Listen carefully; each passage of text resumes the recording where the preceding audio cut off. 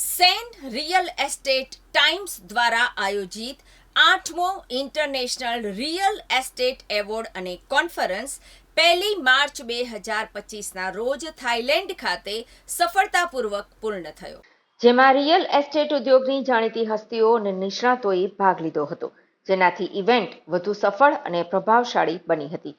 Event દરમિયાન ભાગ લેનાર સભ્યો માટે થાઇલેન્ડના પ્રોજેક્ટ્સની સાઇટ વિઝિટનું આયોજન કરવામાં પણ આવ્યું હતું. સ્થાનિક ડેવલપર્સ દ્વારા ત્યાંના રિયલ એસ્ટેટ માર્કેટ, હાલની ટ્રેન્ડ્સ, રોકાણની તકો અને ભવિષ્યની વિકાસ યોજનાઓ વિશે વિસ્તૃત માહિતી આપવામાં આવી હતી.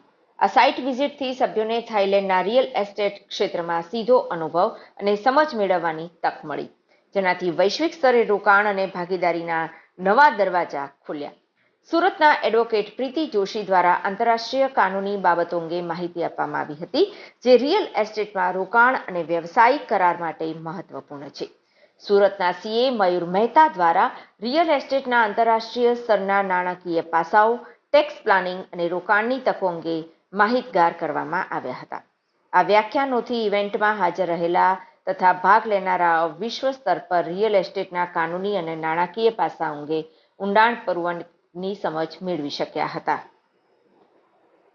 વિશેષ મહેમાનોને થાઇલેન્ડના ડેવલપર્સ દ્વારા એવોર્ડ અને પ્રમાણપત્ર આપી આંતરરાષ્ટ્રીય સ્તરે સન્માનિત કરવામાં આવ્યા હતા. આ મહેમાનોમાં નીચેના પ્રતિનિધિઓનો સમાવેશ થાય છે: થાઇલેન્ડથી એપીચાર્ટ ગુલાટી, અમેરિકાથી જવાહર ડોડાણે, સુરતથી એડવોકેટ પ્રીતિ જોશી, સીએ મયુર મહેતા, નવસારીથી વિનોદ રાઠોડ, મુંબઈથી જિગ્નેશ જોશી, કીર્તિ અજમેરા, પ્રમોદ પટોડિયા, અરવિંદ ભાનુશાલી તથા વડોદરાથી લલિત પરમાર, પુણેથી રવિ શર્મા, છત્તીસગઢથી મહેશ આર્યા. આમ આ રીતે સમગ્ર ભારતમાંથી રિયલ એસ્ટેટ સાથે જોડાયેલા પ્રતિનિધિઓને એવોર્ડ અને પ્રમાણપત્રો દ્વારા સન્માનિત કરવામાં આવ્યા હતા.